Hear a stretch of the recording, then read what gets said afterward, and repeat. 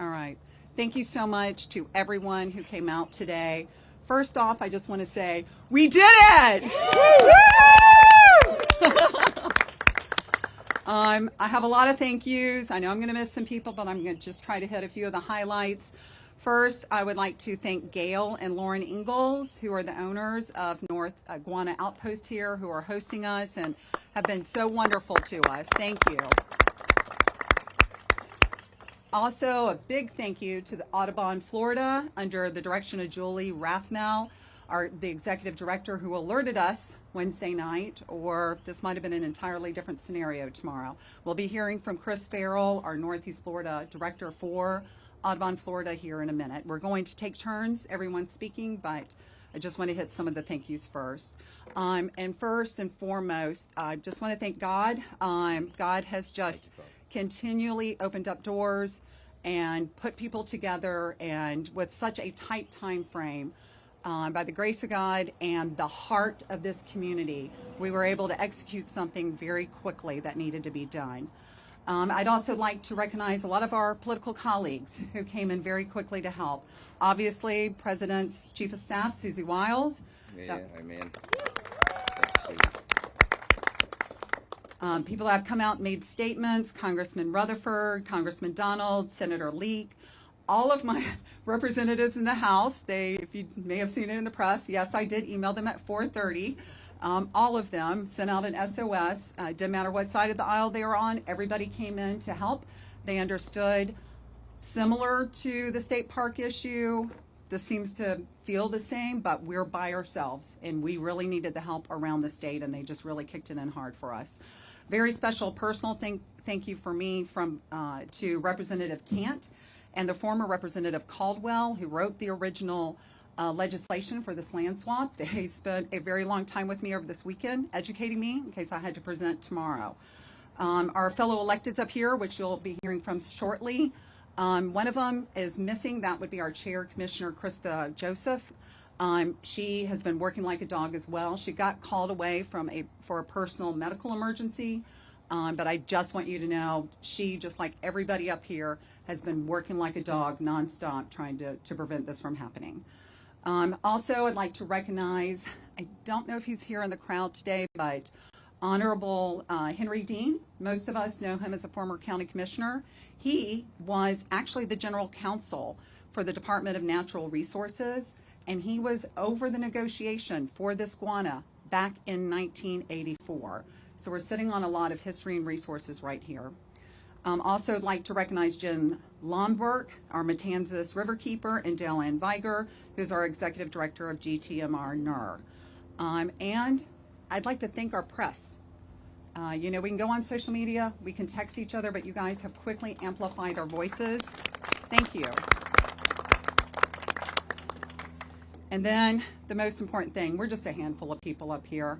And yes, we care about this community and we've been working like dogs, but we don't have the impact if our community doesn't kick in. And everybody, I have always said, and I'll say it till the day I die, St. Johns County is a big, small town. We have the benefits of a big city, but we have that small town feel, neighbor helping neighbor, and we are family. And Guana is part of that family. And I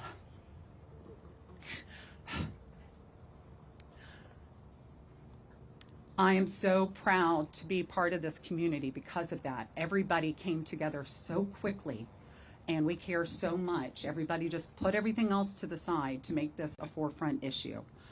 Obviously, a lot of folks here are going to speak to the importance of guana. We all know what it is, but my most important message I want you to understand is I'm not going to let this go. This doesn't end here. First off, let me be clear. This land swap, in my strong opinion, does not fall under the legislation that was passed back in 2016 that addresses land swaps. This should have never been brought before the ARC. It is out of the spirit of the law for land swapping, and it's also against what we unanimously just passed in the House, which was stopping development at state parks. In my opinion, this was a workaround. And I, number one, am committed towards doing legislation. I've already talked to my staff on trying to figure out what we can button up to stop this wraparound, this workaround, find a hole, whatever can be done to try to do this again. We're going to try to button that down as hard as we can, which will also include giving more than 3 business days notice. Also, what this did for me is highlight the fact that we've got an in-holding situation of our 10,000 acres.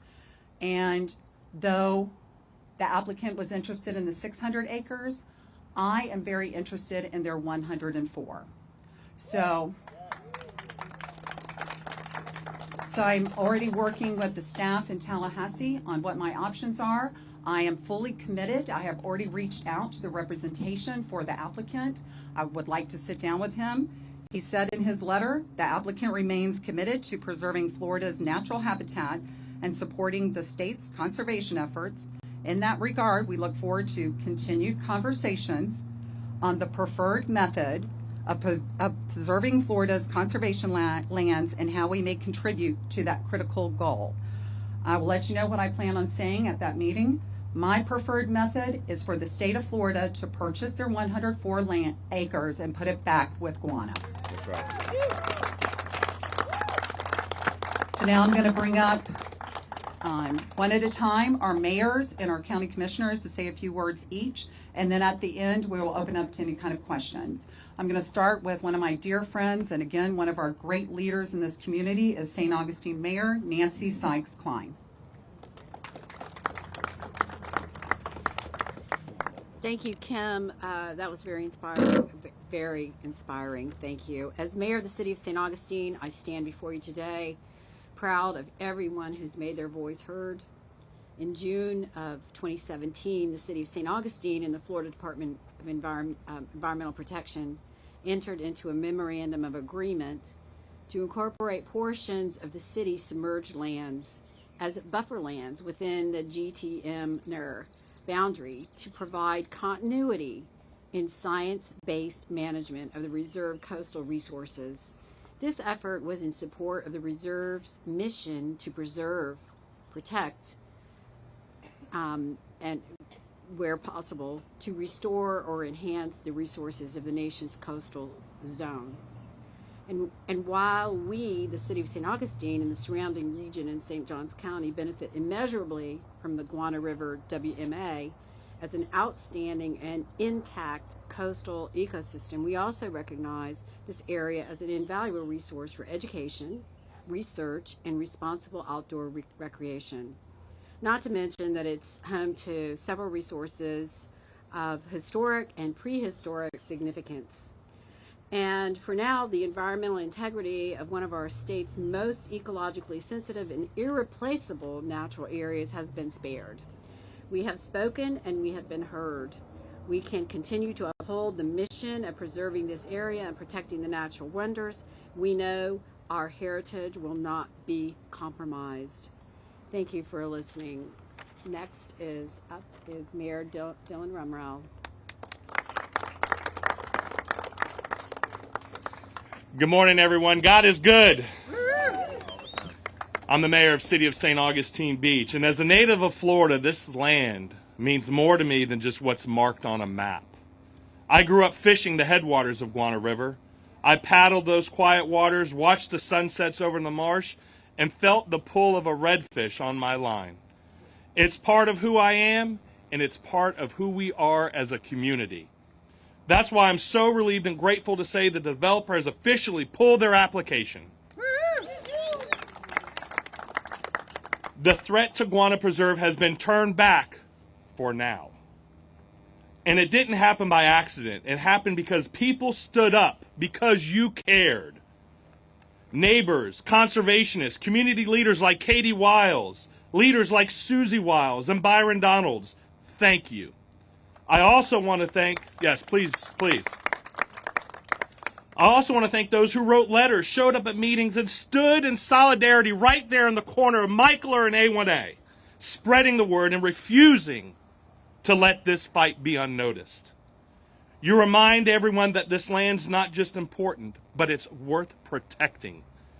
The 600 acres in question weren't just an empty space. That land was set aside for conservation. It's a vital habitat for countless species. It helps protect the waters, wildlife, and our way of life. If we had to let it be developed, we'd have lost the trees, the wetlands, and we'd lose what part of Florida makes this so special. My wife, who's here with me today, has taught children in St. Johns County for over 27 years. She spent her life teaching the next generation to fall in love with nature around them. But what happens if that nature disappears? What's left to teach if we allow park after park to be developed? This isn't the first time our community has stood strong together like this. Just last year, Anastasia State Park was under threat, and St. Johns County Commissioner Sarah Arnold stood by my side. The community rose up and said, "Not here, not our land." I'll never forget that, and I'll always show up and support. Many of you know the book, A Land Remembered. It tells the story of Florida that once was wild, untamed, and full of life. If we're not careful, we'll write the sequel, A Land Forgotten. Let's not let that happen. Let's keep showing up and speaking up. Let's keep protecting what's left and make sure our children don't hear stories about what Florida used to be. We want them to experience it, live it, and love it the way we all have. My pleasure to introduce Vice Chair Clay Murphy. Thank you so much, Dylan, and honored guest. Thank you so much for having me here. I've just got a few words that I wanted to say because I know there's going to be a lot of wonderful sentiments up here. So let me be brief. It'll only take 3 or 4 hours. We should be out of here in just a minute. Today's call to action is turned into a celebration of what can be accomplished when all people gather together with one voice and say no. When you look at the heart of this ecosystem, Guana, Matanzas, the St. Johns, you quickly realize it must be protected. I take the applicant at their word that their intent was to keep the land in preservation, but what of the next owner? Or the next? We have been shown how quickly the path of development can start, no matter how long that process would have taken, and we must not let our guard down in what has been clearly shown is our responsibility to keep watch over. Thank you all for your courage to stand up and be heard. Well done. Thank you. And now I invite Commissioner Sarah Arnold. Good morning, everyone. As you can imagine, the statements I had prepared for this morning have changed in light of the news that the application was withdrawn yesterday. So in light of that, I'm simply going to echo some comments that I made last year at a very similar press conference, fighting a very similar initiative and attack on our land, the state parks rollout. Much like last year's project, the Guana land swap was an egregious overreach of state government, a plan that sought no local input whatsoever. And much like that project, this one also seemed like a done deal. And until last year, I'd never seen an issue that so galvanized a community, a region, or an entire state the way that this one did. And yet here we are again. But this time to me it was personal. My family has for generations, alongside the Peyton family, played a part in the conservation of Guana. They fought to preserve it for their children, and today I pledge I will continue to fight to preserve it for mine and for yours. So congratulations, St. Johns County. You rallied, you mobilized, and you stood arm in arm to fight that. And because of that, we won. And in closing, to everyone listening out there, especially in Tallahassee, I hope you are keeping score, because that's 2 out of 2 for St. Johns County. And I would caution anyone about coming for us a third time. Thank you.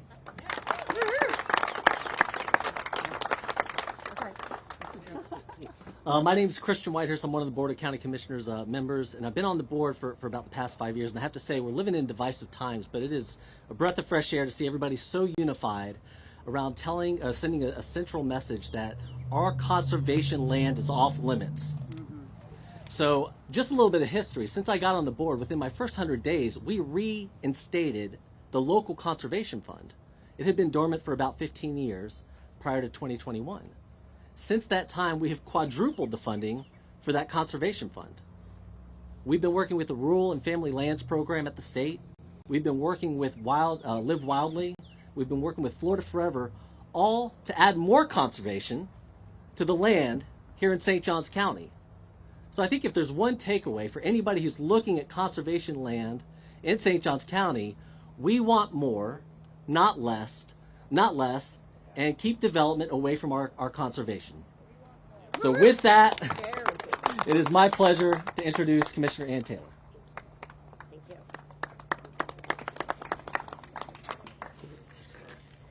Good morning, everybody. Good morning. Wow, what a truly fantastic day for St. Johns County. I'm extremely excited and so incredibly proud of this victory to all of us. The Guana River land swap proposal has been officially withdrawn. This incredible outcome is the direct result of the passion, the dedication, and the unwavering voices of the people of St. Johns County. When our community pulls together, when we stand united with what we believe in, we are an unstoppable force. Your calls, your emails, your presence, your voices, they were heard loud and clear, and they all made a difference.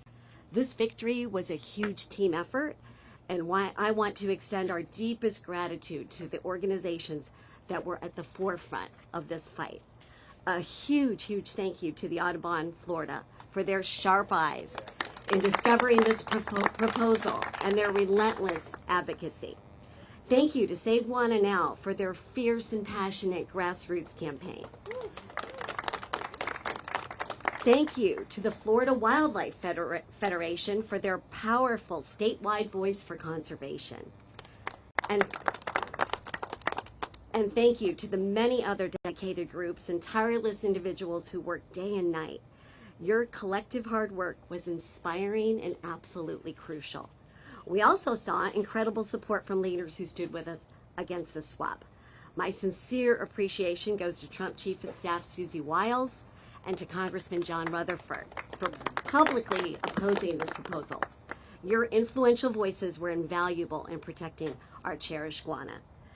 And today we celebrate this hard-won battle, but this experience is also a wake-up call. It's showing us that our public lands, even those like guana, can be threatened by proposals that lack transparency and attempt to rush through with little public notice.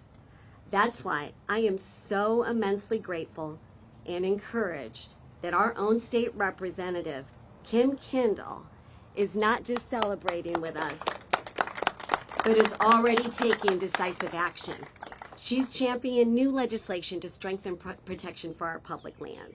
And she's exploring, as she mentioned, the possibility of acquiring the outpost parcel, which is the very land adjacent to Guana that even made this swap even possible, to ensure that it's permanently secured for conservation and no longer a point for vulnerability for our beloved management area. Representative Kendall, thank you for your incredible foresight and your unwavering commitment to our community and environment. Let this victory today serve as a wake-up call. We must ensure that our public lands are managed with the utmost transparency and that the promise of Forever Wild is truly upheld. Let's continue to work together, support these legislative efforts, and make absolutely sure a situation like this does not happen again. Thank you for being here. Thank you for your dedication, and thank you to St. Johns County. It is my absolute pleasure and honor to introduce Chris Farrell with the Audubon of Florida.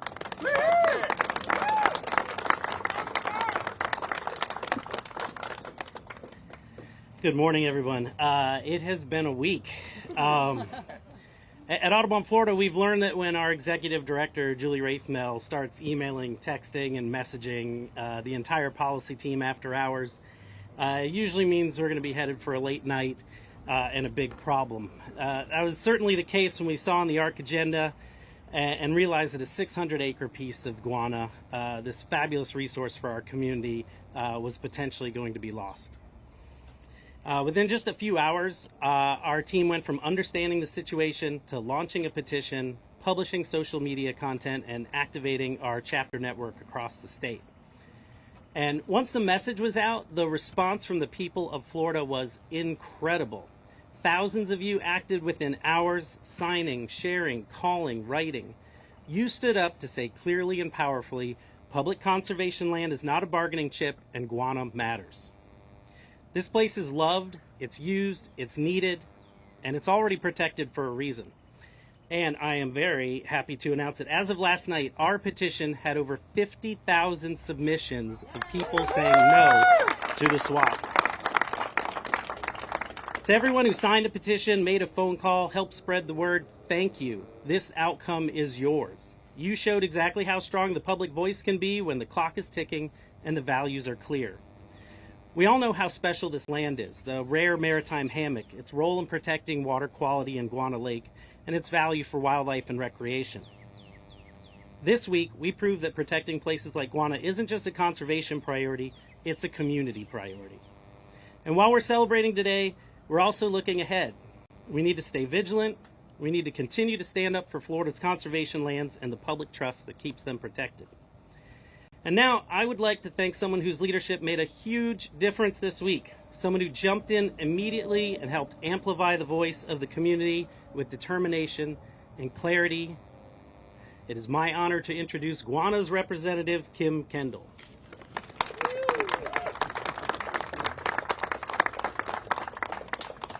Thank you. Again, this doesn't happen. We're just a handful of people. And wow, 50,000 petitions. Thank you, everybody across the state, everybody who helped us here to have our voices heard.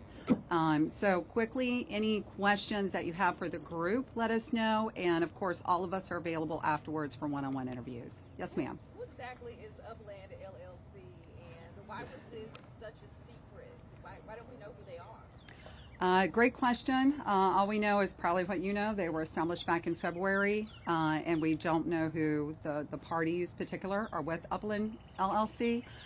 Like I said, I have reached out to their representation that sent the letter out yesterday withdrawing their application to sit down with their group. So, but that's all I know. We've been. Do you know what caused them to pull their submission? Nope. Just I know what you know as far as the letter that saying because of the upheaval from the community, they believe it was misinformation. I don't necessarily agree with that, but that was the reason in the letter. We know what you guys know. Carol, did you expect for them to withdraw the request? I didn't know what to expect. It was interesting. We had a lot of people, and all of us, myself included, trying to figure out who was behind it. And I appreciate the research, and we've got a team that will still look at that. But it was very important. I used to be an air traffic controller, so I got back on the radar, and that's what I was telling everybody. I appreciate this over here, but our focus is this. We got a 6-day time clock ticking, and our focus is getting in front of the ARC, getting them the information, and then potentially the governor and the cabinet. So we needed to stay focused on that. Yes, sir. Wouldn't the LLC have to own that other acreage to offer a land swap? Wouldn't they have to own that? So the 17 pages of supplemental paperwork says that the owner does have 104 point something acres adjacent here in St. Johns County to that land. So it would appear that that would be that parcel that I'm very focused on sitting with that group from the Upland LLC to see if the state can go and purchase that land for Guana and keep it under state from now on. Yes, sir. It's no secret that Florida is a very private property owner state, from the local level all the way up to the state level. I mean, the proposal for developing on the state parks came directly from Governor DeSantis' office. And we see this all the way up to the national level with proposals under the new administration to potentially develop or drill for natural resources on public lands.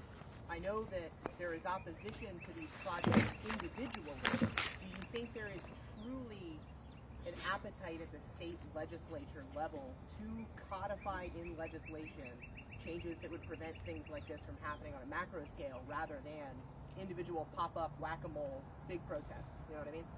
100% yes. You noticed it with our vote. It was 100% unanimous across the aisle to the state land bill that we passed. It hasn't made its way to the governor's desk yet. But it unanimously was signed to stop development in any state parks. And I assure you, I'm not somebody who sits around eating bonbons. I am focused. This will be one of my 7 bills. We will button up as much as we can to not have this happen. This is slightly different. So in my opinion, this was a workaround on the spirit of that law. Falls under Florida Statute 253.42, Paren 4, Paren A. It's about land swapping. So in my opinion, to give you a quick focus. That law was put into place because Florida wanted to expand their conservation land without spending money. So if you owned 100 acres of timberland and you're adjacent to 100 lands of state-owned conservation land, you could request a land swap and own the 100 acres of timber that the state had, but you could only continue to keep it as timber, not develop condos or anything like that. In exchange, the state would own your 100 acres as far as a conservation easement. Both the owner and the state now own 200 acres. Has to be contiguous. It has to make sense on both sides. In my strong opinion, you are not exchanging 600 acres for 3,000 acres in 4 different counties. That is not the spirit of the legislation, and I've talked to the original author of this legislation as well. So we will be addressing that very specifically in the legislation, along with what I perceive as this workaround, and the 6 days notice is ridiculous. Yes, sir. On that note, what are some additional ways Florida's constituents can help lobby for this kind of legislation? Thank you. That's a great question. So please continue to keep up with Florida Audubon, with your county commissioners, your city mayors, and myself, my office. Give us your names and addresses, give us your emails, whatever contact got you to this point. As we move forward to make sure this doesn't happen again, we absolutely are going to need to continue to have the lobbying efforts of the community. Yes? The Upland LLC attorney, in a letter last night, said that it never intended to develop for commercial or community development purposes. Do you think there were other development purposes it had intended? So my state house staff reached out to the DEP because the Florida statute says they can exchange it for all or partial amount of the land, and they would not say how much was going to be developed. They said we had to wait till tomorrow's presentation. So we don't know, and until I sit down with them, they didn't divulge it in the information, and we just don't know. I'm feeling a little lightheaded, so I'm going to ask if we can go one-on-one, and thank you so much for coming out.